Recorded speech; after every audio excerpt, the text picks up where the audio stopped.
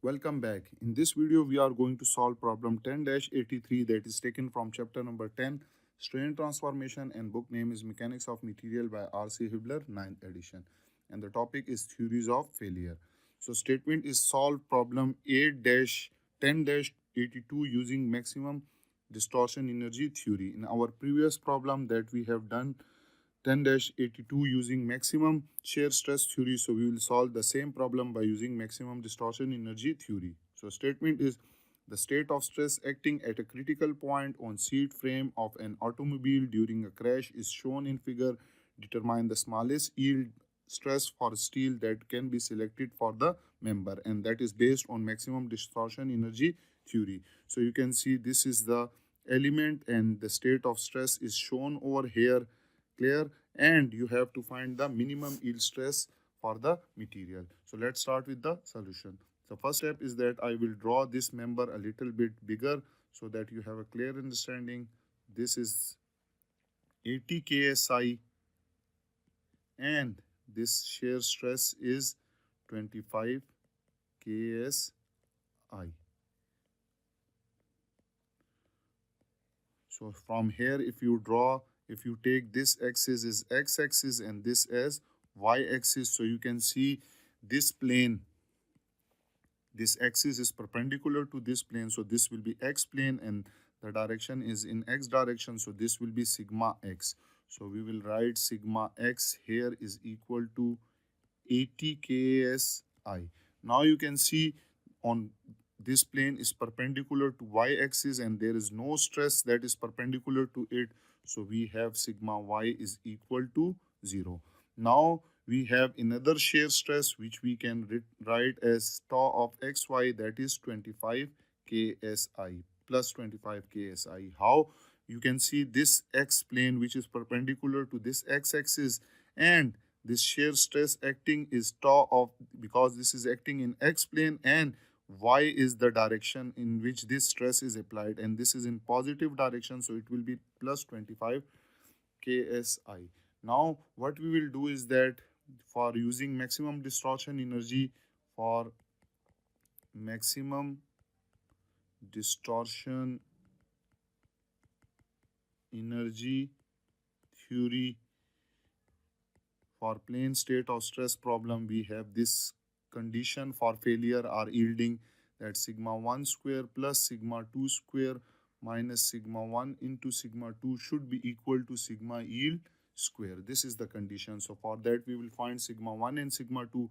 They are called principal stresses. So we will find this principal stresses from this state of stress. So how we'll find this? Because we know that sigma 1 comma 2 is equal to sigma x plus sigma y divided by 2 plus minus sigma x minus sigma y divided by 2 whole square plus tau of xy square. Okay, we will put the value sigma x is 80 plus 0 divided by 2 plus minus under root 80 minus 0 divided by 2 whole square plus 25 whole square under the root.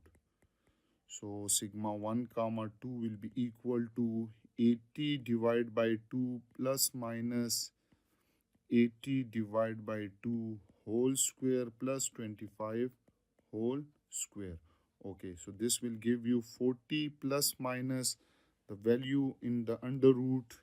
We will calculate it. So 80 divided by 2 whole square plus 25 whole square under the root. This will give you 47.169.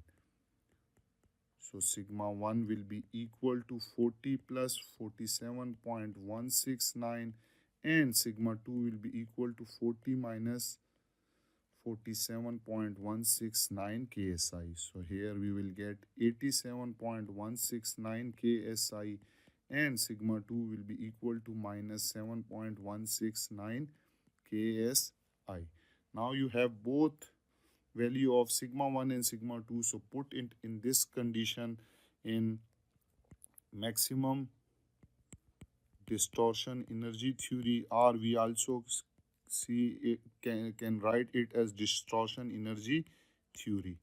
So that is equal to sigma 1 square minus sigma 1 into sigma 2 plus sigma 2 square is equal to sigma yield square. That is for yielding. And if you do not want yield, so this should be less than sigma yield square. Here we are finding the minimum yielding, so we will take it equal. So now put the value 87.169 square minus 87.169 multiplied by minus sigma 2 is 7.169 plus minus 7.169 whole square is sigma yield square. Okay, so I will move the calculator over there. So I will have 87.169 square minus 87.169 multiply by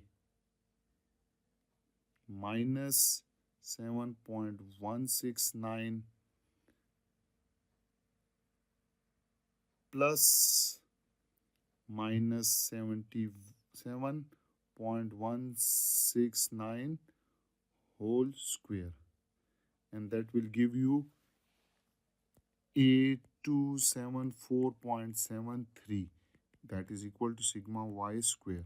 So sigma yield will be equal to under root 8274.73.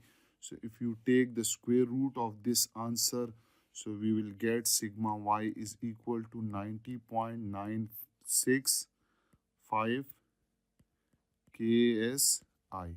So if you round it off, so it will be 90.95 is 91 KSI. So this is the minimum yield stress of the material that can be required for yielding under this state of stress condition. So this was all about this problem 10-83. I hope you have enjoyed this video and you have learned from it. Those who are new to my channel, then subscribe it and don't forget to press the bell icon so that you can get notification about my latest videos. If you have any question, you can ask me in comment section. Thank you for watching.